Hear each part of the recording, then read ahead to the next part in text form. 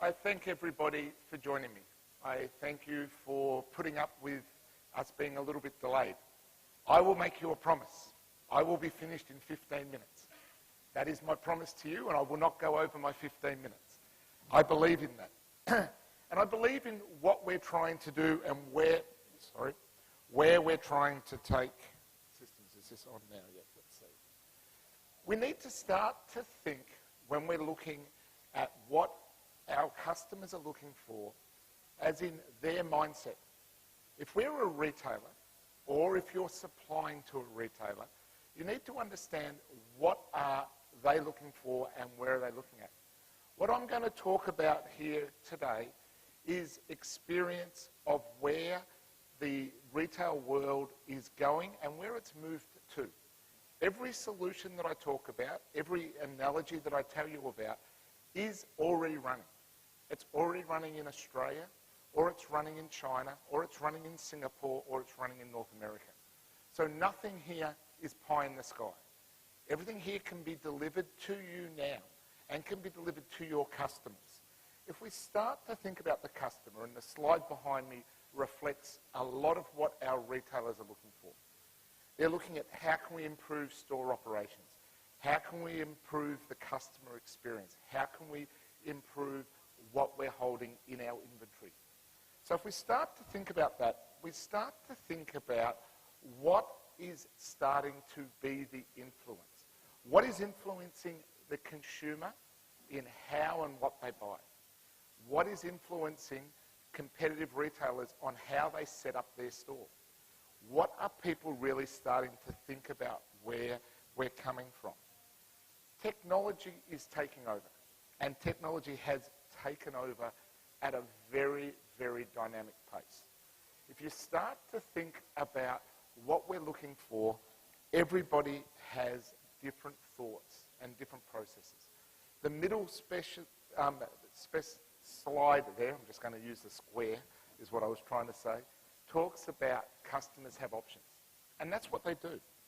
What we're facing as a real impact at the moment, and has been degrading retail, particularly in Australia and New Zealand, is the onset of showrooming, where people are coming into bricks and mortar retail establishments, are looking, feeling, touching the goods, and then going back and actually buying them online, buying them for the cheapest price they can and going through that.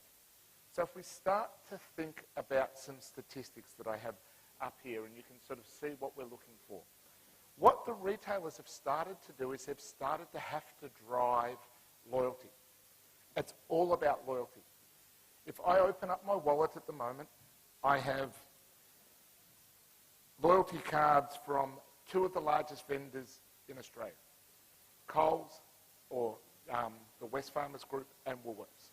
These are the companies that own and control probably greater than 70% of the marketplace in Australia. So we've got choice, though. But what does that choice give us? That choice really turns a consumer into probably the most carnivorous person there is. They've got choice. They look for the cheapest price. They look for the cheapest option. That's fine and that's great, but how does that help a retailer? So we need to start to drive that loyalty. Now, what can I do by driving loyalty? How do I drive loyalty? Well, let's start to think about, what if I'm a retailer and I know that Wayne Harper has just walked into the store? What about if I actually know that he's entered the shopping centre where I happen to have one of my premium stores? He hasn't set foot in my store yet, but I know that he's arrived. So he's now currently walking around the shopping mall. He may be looking at some grocery stores. I want to sell him a new Hugo Boss suit. How can I start to do that? But what about if it's context aware? So because I'm a loyal customer, I have their loyalty application on my mobile phone. I connect onto the network based around their Wi-Fi technology or via a GPS notification because I'm on the cellular network. So they know that I'm now currently in the store in Melbourne or in the shopping centre. They can all of a sudden say, Mr. Harper, I believe it's your birthday today. How about a 25% discount coupon if you come in and take that approach? So all of a sudden, that's where they're starting to come through. But what about if they actually knew that I am sitting there at the moment looking at a 70-inch Sony television, and this is a true story. It happened to me about 3 months ago. I decided I needed to buy a new TV. I walked into the Myer department store near my home, and I was looking at this television. I'd already gone online and done the research. So I'm standing there, I've looked at the TV, I've looked at all the different options, and I'm like, yeah, the Sony's the one I want. It's got the best picture and everything else. So, as any good consumer should do, I grabbed out my smartphone out of my pocket, and I went to the online retailer who I know is downstairs, and the discount electronics retailer who will ship to me online.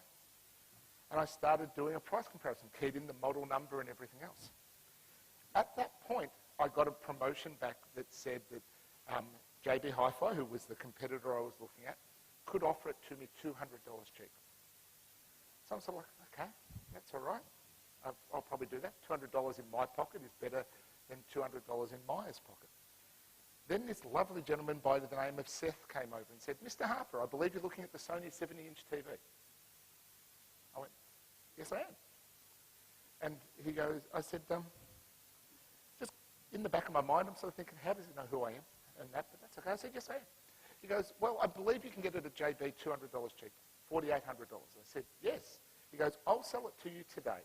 I'll give it to you, get it installed tomorrow, give you a new HDMI cable and a wall mount bracket if we can do the delivery and the deal now. I went, okay, let's do that. That's better for me. It's still a better deal and everything else. While I stood there, he took my credit card, did the transaction there and there beside me. I didn't think much of it. And I sort of went, that's a great service and a great interaction.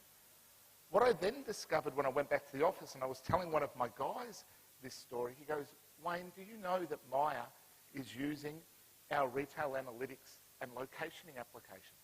I went, okay, cool. That's one of the stories that we've been telling from a solution. So what they were able to do, because I'd connected onto their Wi-Fi network when I was in the store, they knew where I was. So they knew how I'd walked around the store. They knew where I was spending time, but they were also capturing all of my web traffic. So all the open web traffic that I was doing in the searches, they knew exactly what I had.